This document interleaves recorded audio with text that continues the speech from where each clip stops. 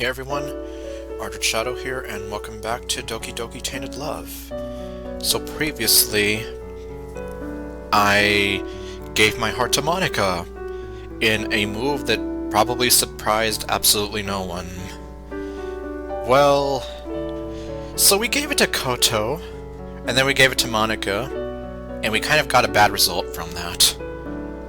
What happens if we just keep it for ourselves? You know, that way we don't have to deal with this whole senseless killing whatever anymore. There won't be any jealousy, and everyone wins, right? It's mine now. Huh? I didn't peg you as someone who liked cute things that much.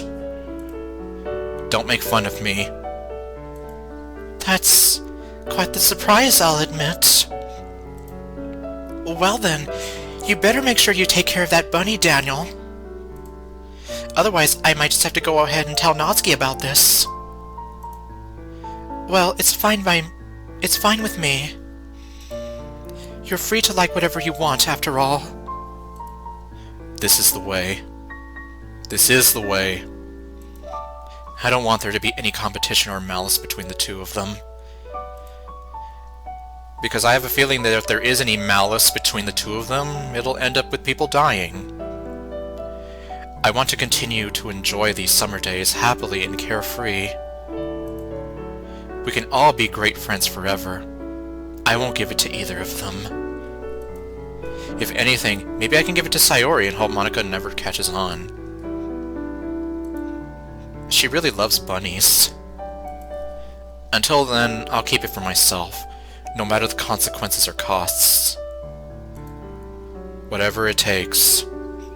I don't know now if Monika will see me in a different light. Maybe now there's no way I can confess to her like I initially hoped to. Well, I guess it's a small price to pay for salvation. Even if I have to remain single for the rest of my life, I don't want to destroy the beautiful friendship I have with both of these wonderful young women who have made my life that much better.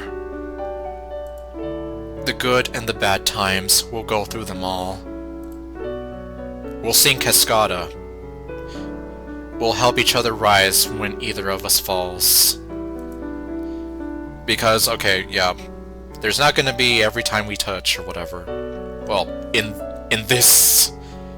Maybe if I go into the video later and I'm like, hey, future me, why don't you put some kind of cutaway gag with Cascada, like right around here or something. The good and the bad times, we've been through them all. You make me rise when I fall. 'Cause every time we touch, I get this feeling. And every time we kiss, I swear I could fly. Can't you feel my heart beat fast? I want this to last. Need you by my side. 'Cause every time we touch, I feel the static.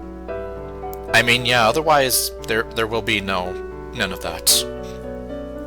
We will continue to make memories we shall cherish for the rest of our lives. I only wish that my precious days, daily life, and the relationships I have with those I hold dear to me never fall apart.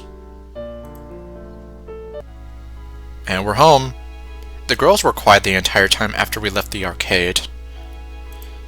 I can imagine my actions were a real shock to them to the point they didn't know how to react. I stand by my decision, though. I have made my decision. To choose one over the other would have been the equivalent of kicking dirt in the other girl's face, to say the least. I couldn't live with myself if I were to do that to either of them, since they both mean so much to me. Admittedly, Monika's the one I have my heart set on right now, but I wouldn't want to hurt Kotonoha in the process and make her feel as though I'm only pushing her away. At the same time, I don't want to ruin what chances I have with Monika by overstepping my boundaries with Kotonoha, because then we're going to leave her with the wrong impression. In an attempt to reassure her that she still means a lot to me, with a gift that could be misinterpreted as meaning something entirely different, Kotonoha is still kind of a mystery to me with the way she's been acting to me lately. Do you love me? Do you hate me? What is it? She was never quite so harsh and sharp with her words, yet I still feel some semblance of the sweet fun girl I used to hang around when I was a kid, still there deep down. Maybe she's grown resentful to me over the last few years for spending less time with her. If that's the case, I don't blame her for lashing out at me, as she has. A few days back when she told me I was horrible, maybe I really am horrible for having put her through all of that. I've tried to watch TV and take my mind off things. I have this awful feeling in my stomach that things are not going to go well. I have a bad feeling about this. So far, TV hasn't worked for me. TV's turned against me, too! Somehow, I've ended up watching some kind of dumb soap opera about a woman who's in love with two men, and how her betrayal has ruined the sense of trust and understanding they all once had. Amanda! James! Amanda. James. Marco! Marco! Fucking Marco. That's exactly what I was hoping to avoid by picking one girl over the other. I didn't want any hurt feelings or malice between us. Yet, I can't help but feel that what I did has only made things confusing between all of us, if not worse. The bunny. The solution to all our problems. And the cause. In this case, I'm Amanda, except I didn't choose to go with anyone. Are both of the girls feeling like James right now? If they are, though, they don't have anyone to be angry at, except for me. In this case, there is no Marco to get angry at. Neither of them have texted me to meet them like they have the last few days. I might be overthinking everything, but at the same time, I can't help but feel as though I've messed up royally, and now I'm about to pay the price for it all. It seems as though I've hurt both girls in my attempt to try and spare their feelings. Well, I guess for right now, worrying about it won't do me any good. Since neither of them want to see me right now, perhaps it's best that I just give them some space, and hope that once things have calmed down, I can maybe try and explain myself better. It might not completely excuse my actions, but I can hope that they can at least understand the reasoning behind them better, as well as my motivations for taking them. That's all I can do. I didn't want any hurt feelings or misunderstandings between us in the hopes that we could all, at the very least, remain good friends. Well then, no matter how it turns out in the end, I'm sure things are going to be a lot different now. The three of us might not be able to maintain a healthy friendship or sense of trust after what I've done. Man, I made it sound like he did some kind of unbelievably evil thing. What was the unbelievable evil thing he did? Oh, he just won a stuffed rabbit and he kept it for himself instead of giving it to some girl. That's the most evilest thing I've ever heard! These precious moments in our daily lives. What will tomorrow bring for us? I close my eyes and I try my best to drift off to sleep, although I can't help but have these lingering thoughts keep me from resting easily.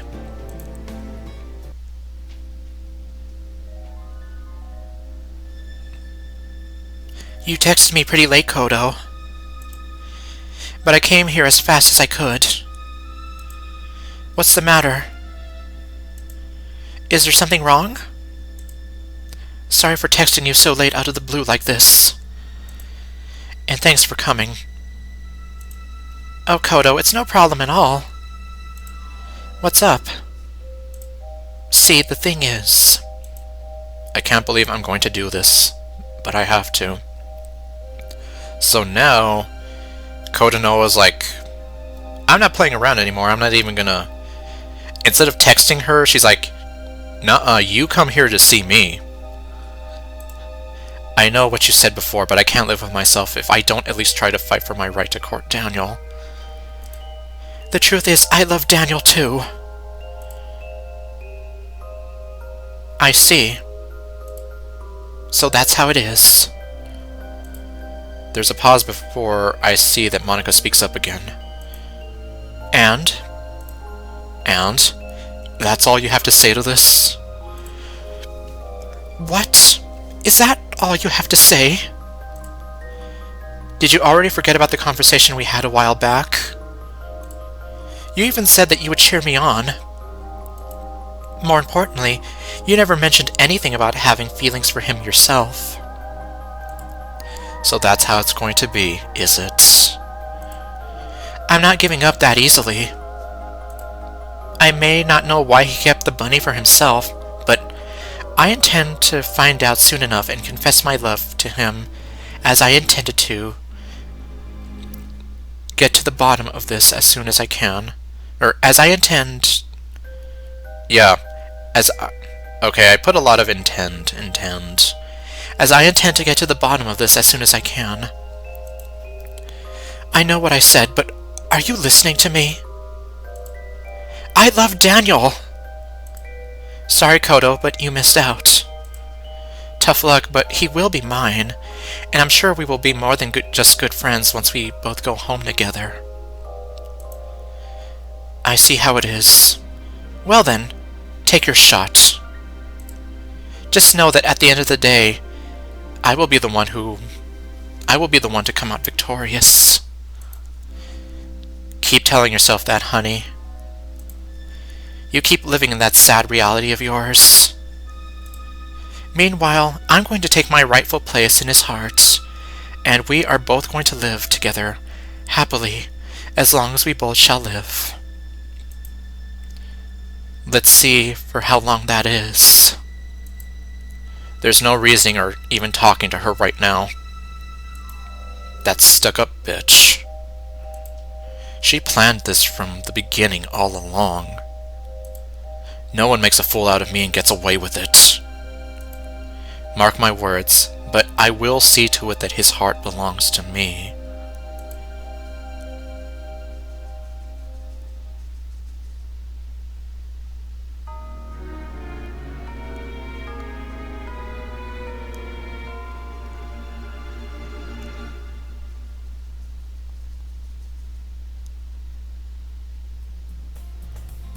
Alright, here we are. I woke up early in the morning for once, just to see that I had gotten a text from Monika. She told me she wanted to meet with me in the morning, just the two of us. Wanting to respect her wishes, I didn't say a word of this to Kotonoha.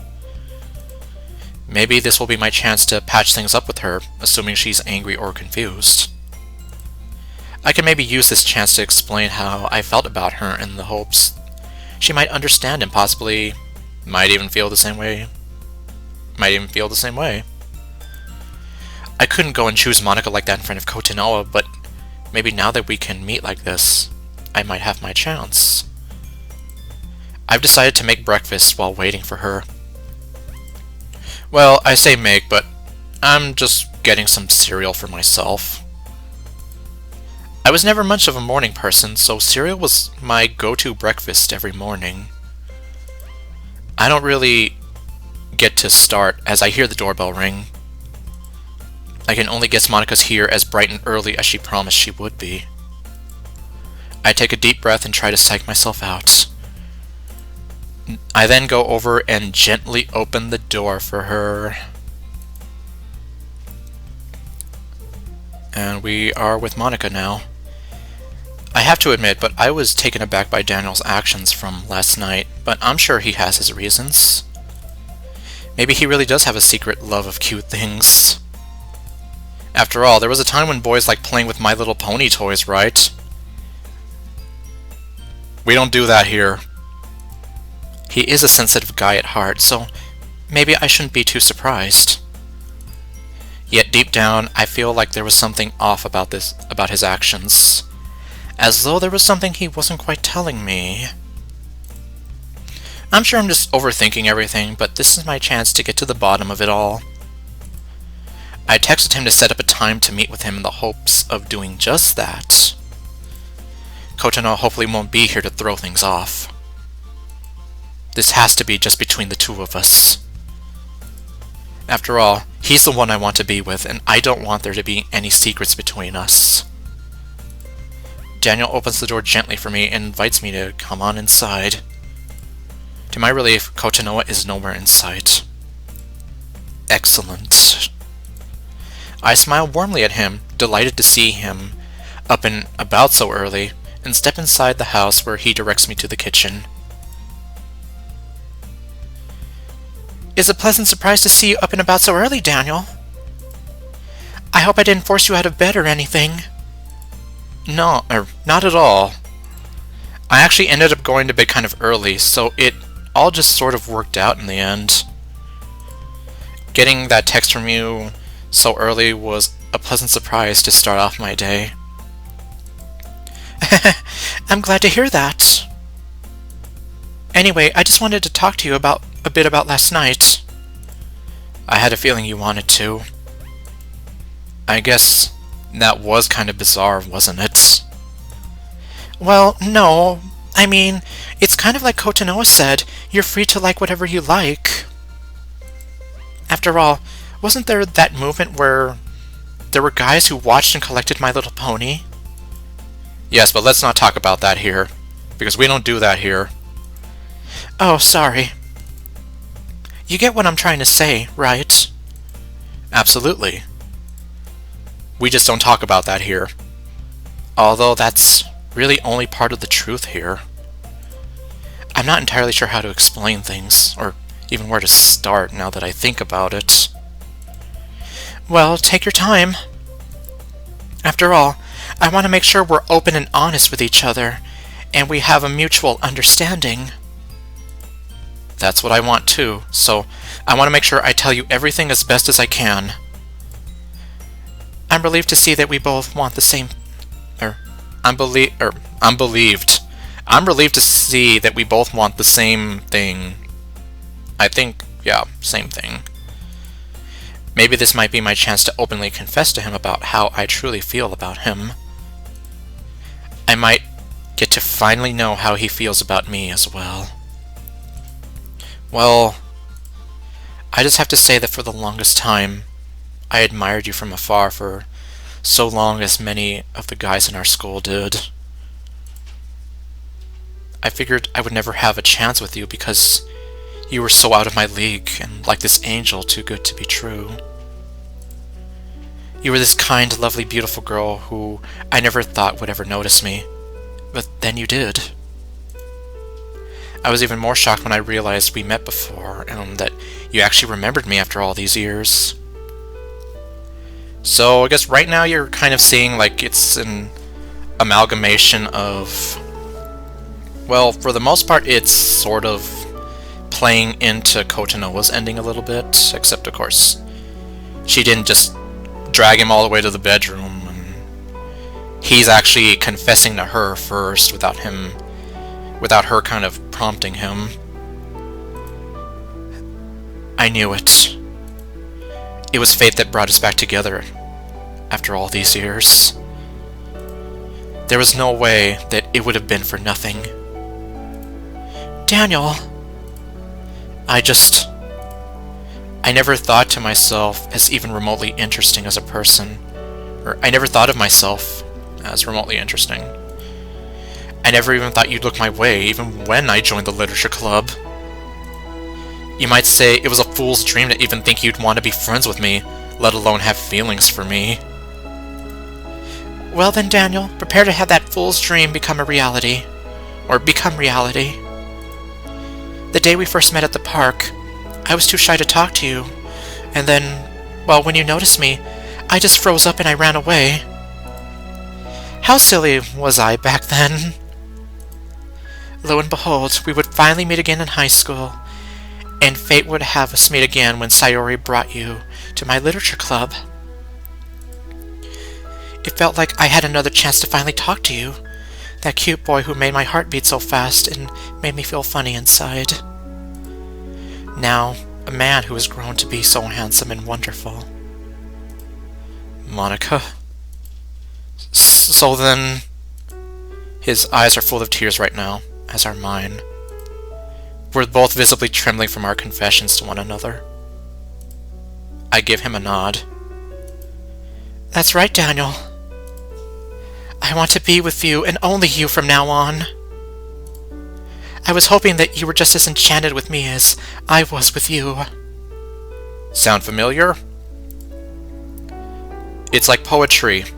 It rhymes. Now I see that you and me were truly meant to be. My heart is beating so fast right now. I just want to always be by your side. Before I can say anything further, Daniel throws his arms around me and I immediately reciprocate his actions. This moment is just pure bliss. I don't want anything to ruin this beautiful moment I've longed for. I can't help but give a content sigh as I feel his warm embrace. Were you just too embarrassed to say anything back at the arcade? Is that why you kept the bunny for yourself? You could say that. We pull away from each other as he does his best to gather his thoughts. You mean so much to me, Monika. Words can't even describe how much I've wanted to express my love for you. At the same time, though... What's this? What are you saying? Kotonoha is still special to me as well, as one of my dearest childhood friends. I couldn't just choose one of you over the other and send the wrong message. Lately, I felt as though I've hurt her feelings by being away from her for so long. I wondered to myself if maybe that's why she's been acting so harsh to me lately. I feel myself losing my composure for some reason. What is he even saying right now? Yeah, so... I'm just gonna give you a heads up now to sit down and hold on to your seat. As he continues talking, I find myself hovering over to a corner of the kitchen where some large carving knives are set. I just want to make sure she's not hurting inside or anything, and I don't want to do anything to ruin what we had. At least, not ruin it more than I already have. Did she get to him before I could? Did she confess to him before I did? No, that can't be it. Why would he openly confess to me like this so suddenly? Unless... Do you love Kotonoha as well, Daniel? His expression turns to one of absolute shock. He pauses for a moment before looking off to the side. I don't know. Not a good sign. That tears it. I reach back, and my hand grazes one of the handles of the knives on display. I feel my thoughts slipping as my fingers wrap around the closest knife to me. Maybe I do feel something for her, but I don't know what to do. I love you, Monika, but then... I've had enough of this. Shut up, shut up, shut up, shut up, shut up! Screaming, I rush at him with the knife in my hand and I plunge it into his stomach. He screams out in pain and falls to the ground. How dare you! After I told you my wholehearted feelings for you, you still have the nerve to look at another woman? What is wrong with you? He's trying to crawl away from me like a trapped animal. No. You're not getting away from me that easily. If I can't have you, no one can. You and I were bounded by fate to be together. You're seriously going to throw all that away for this woman? I grab him as he tries to drag himself away. I turn him over so he's on his back, facing me. I want to see his face. I start to stab him. I stab him again. And again. And again.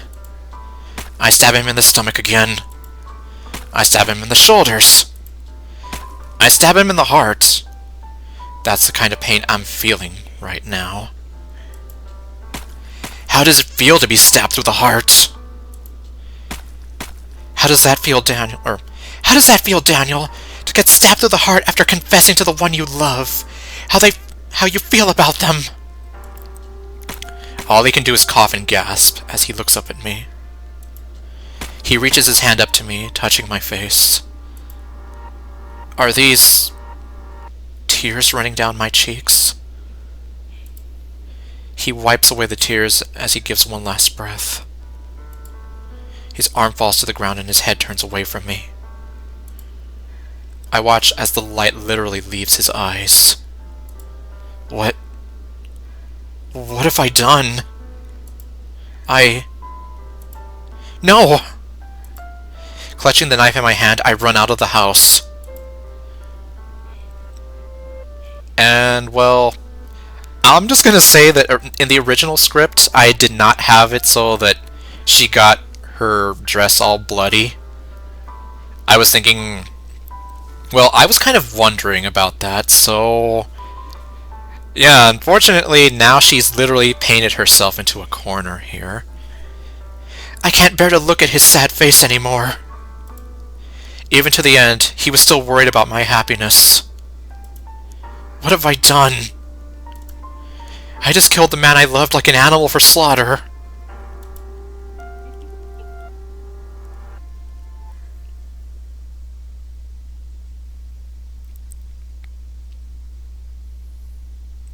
I texted Daniel this morning to see if we were going to do anything today. He hasn't answered me at all. It's afternoon now. Not even he would be asleep for this long. The door was open to his house when I passed by. That already sent me into a state of shock and concern. My worst fears were realized when I saw Daniel on the floor, not moving, and drowning in a pool of blood. His own blood, I presumed. Okay, well, maybe because the music here is slightly lower, it's not scaring me like usual. Like I said, I didn't actually... This was all my coder, Rocket's idea here. So, he took a lot of artistic liberties here, so... I mean, well done. I didn't even think of trying to include this music at all. Anyway, I guess this is actually pretty fitting, though, wouldn't you say? I walked closer to him, kneeling down to get closer to his face. His eyes are so lifeless now, and his face feels so cold. I brush away some hair from his eyes. His eyes, once so full of life and warmth, now they make me feel empty and miserable inside. Someone has taken my best friend away from me. I get up and start looking around the house for any sort of evidence. Detective Kotonoha's on the case. I open a closet and find the picnic basket we used from yesterday. I can't even close the door properly, as I try to get away from this cruel reminder of the good times we had. We were supposed to make more happy memories together. His life. Who could ever bring the life of one such as Daniel to such a tragic end? I then noticed a block of knives on the kitchen. Yeah, unfortunately. So, one of them appears to be missing. I looked in the sink at the dishes he had for cleaning. I didn't see any knives. I look over his body, and upon closer inspection, I see that he was stabbed multiple times in the torso. Someone went as far as to mutilate his torso with one of his own kitchen knives. I spot his phone on the counter. I know this would be considered an invasion of privacy, but I have to know. I won't rest until I figure out who could have done this. There is my message from earlier, and then there's a message from Monika. Or there's my messages from earlier. I wanted to come on by and visit you. Just the two of us. I had a few things on my mind I wanted to discuss with you. If possible, as bright and early as possible. To think. I knew she was desperate to confess her love to him, but to think she would go this far. He probably told her something she didn't want to hear. That's when she snapped. That's when she lashed out at him, out of white-hot fury, and murdered him in cold blood.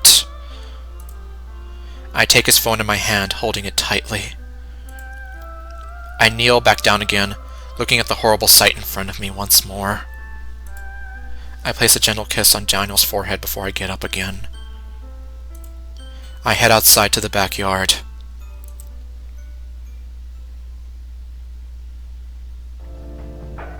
I ran out of there as fast as I could.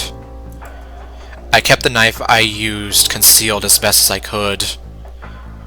And hopefully no one asked me any questions about my bloody dress. It's not blood, it's just the color. It was on sale and I thought it looked really cool. Okay, well. But that was a little bit useless considering my dress is covered in Daniel's blood. Yep. Okay, I think I wrote this. Okay, so then... Yeah, but I didn't quite know how much... Wow. Yeah, I didn't really know how far it would have gone, so... Well, I guess that's up to artistic interpretation, so... Very interesting, though, how... Yeah, she literally, like, dyed her white dress red. White. The color of innocence and purity. Now, blood-soaked. Fortunately, the park seems to be empty today. If anyone finds out about what I've done, there's no telling what could happen. This knife could be immediately traced back to me, so I can't just leave it at the crime scene. I'm jolted when I feel my phone vibrate. Who could it be right now? I'm tempted to ignore it until I see what it is. It's a text message from Daniel. Meet me at the station. Come alone. I'll be waiting. Impossible. I saw him die. Could he really have survived? Why does he want to see me? After all, I'm the one that nearly murdered him.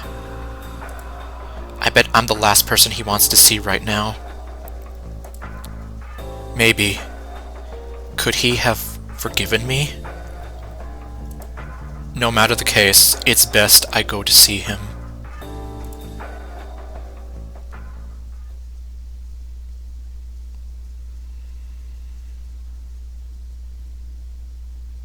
I wander into the station. It's empty. It's kind of dark as well. It has gotten pretty late after all, so it would make some sense. I spot a lone figure standing at the platform. That's not Daniel. You just couldn't live with your own failure, could you? Look where that brought you. Right back to me. Kotonoha, what are you doing here? I just wanted to spend time with two of my beloved friends, that's all. Is that so much to ask for? What are you talking about? There's no one else here. That's where you're wrong. Daniel is here too. Where? I don't see him. He's over there at that bench.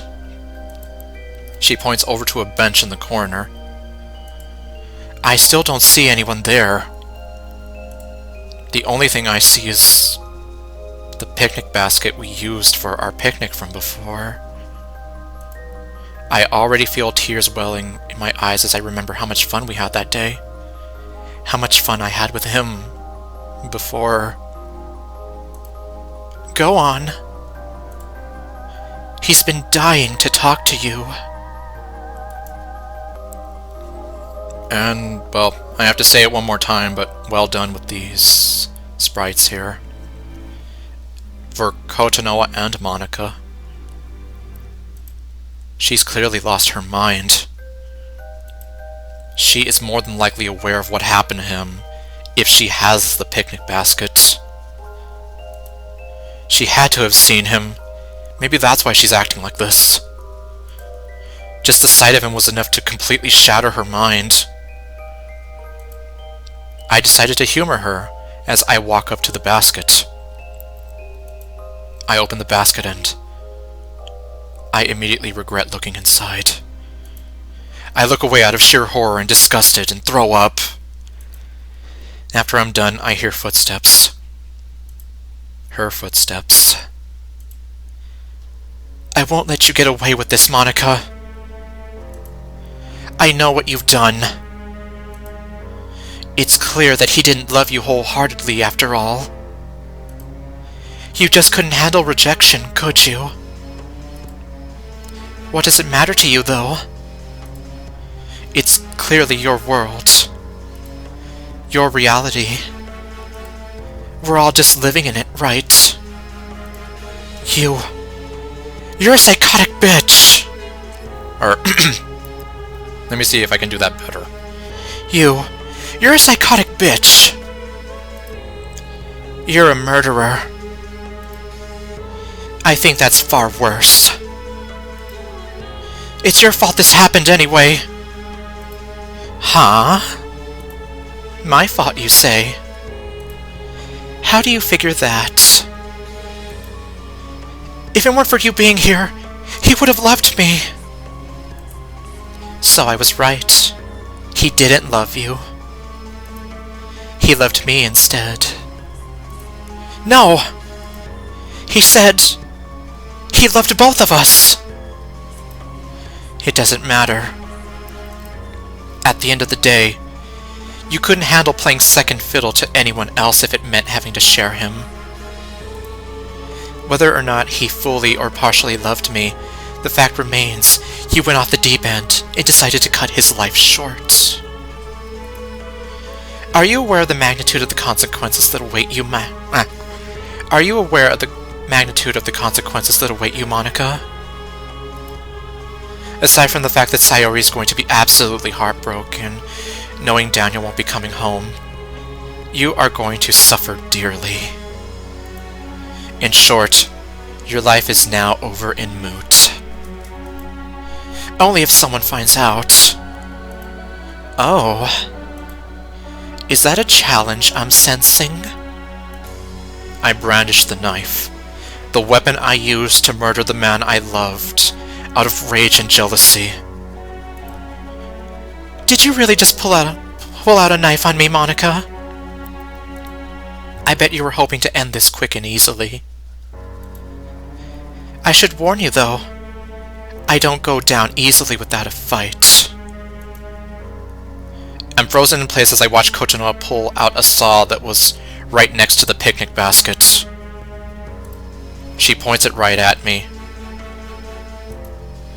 I refuse to lose. As former president of the debate club, I refuse to lose as well. Then let's see what you've got. I lunge at her in a manner similar to how I did with Daniel. I try to plunge the knife into her stomach as quickly as possible to end this, but to my horror she sidesteps my attempt so swiftly that my eyes can't keep up with her. You should have gone for the head. I figured she was going to try something like that. I like to think ahead. From the stories Daniel told me about how she's very quick and athletic from being on the tennis team, I figured she would try to use speed to her advantage. As for me, however, I'm not so much of a pushover in terms of speed myself, as I've kept myself in shape. I don't need to rely on speed so much as I do on making the right calculated moves, coupled with enough of a reaction time. You should have gone for the head.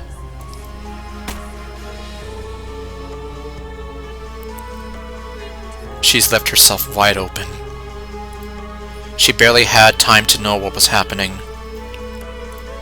I was lucky to have stumbled upon this in the gardening shed at the house. I thought about grabbing one of the other knives, but considering the largest one seemed to be missing, I figured I would need something of a better caliber. In one swift motion, I make a clean slash at Monika's neck, ending her life once and for all.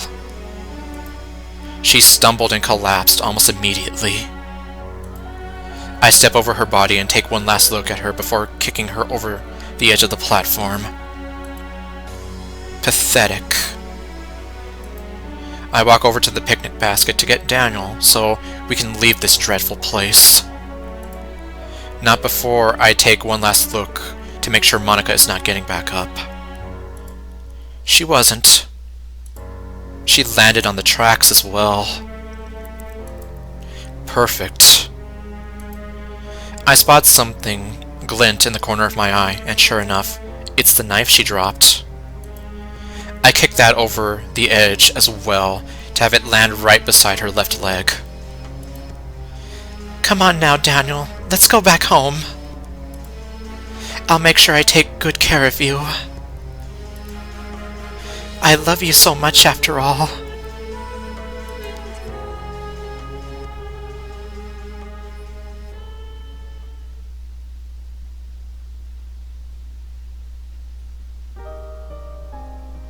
And, well, that's it.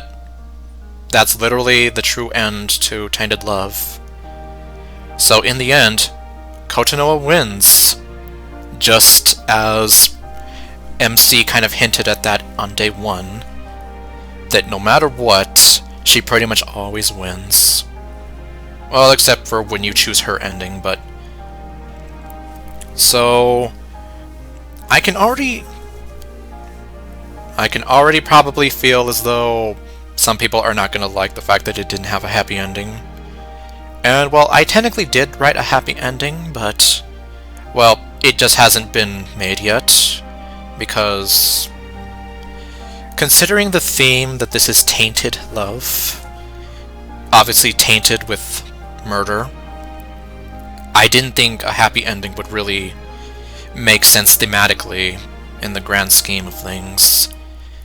But I do have it written out, partially, in case I ever did decide to kind of, you know, like follow it up with a kind of what-if mod.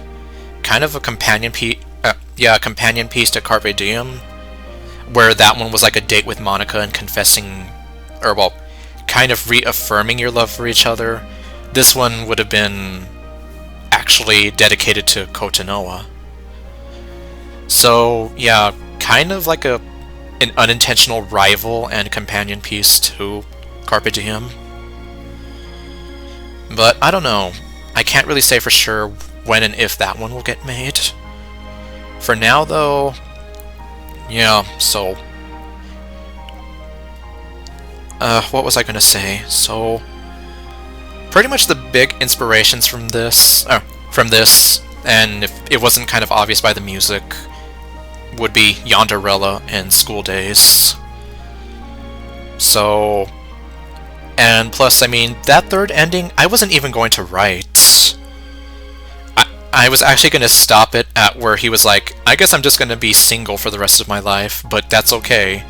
As long as I have these two in my life still, I'm happy. And then when I thought back to part 1, and a suggestion, I even thought to myself, you know, this ending's kind of boring. I should try to make it more interesting. And that's what I did. I ended up making, essentially, a yandere fight. Although you could argue it kind of ended quickly, but then so did Obi-Wan's duel with Darth Maul in Star Wars Rebels. Or at least it ended a bit too quickly for my liking. But at the same time, I felt like that kind of was the perfect kind of end to their... well, would you call it a rivalry? Well, I guess I'll kind of say rivalry. So I kind of pulled from that a little bit, as well as from school days. But anyway, well, like I said, that's the end of the mod. So thank you all for watching, and I guess I will see you guys next time with whatever else I do. Stay golden, and later, folks.